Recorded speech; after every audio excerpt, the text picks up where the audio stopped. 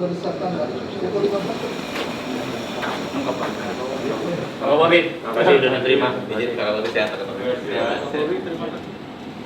Tahu ya bahwa ya itu jelas botnya apa, web etik jurnalistik, sehingga dengan demikian alhamdulillah hari ini kami bisa berjumpa dan bertemu dengan para pimpinan dan komisioner Dewan Pers. Banyak hal yang kita diskusikan terkait bagaimana kita membuat MOU, kemudian kerjasama untuk kemudian bisa melakukan program-program pertukaran informasi, sosialisasi, edukasi terkait dengan hal-hal yang memang perlu kita kerjasamakan. Dan saat ini kita butuh persatuan, kesatuan untuk menghadapi kondisi ketidakpastian akibat dampak global, dan kekuatan tersebut maka Indonesia bisa menghadapi situasi perkembangan global untuk kita tetap bisa mempertahankan posisi kita.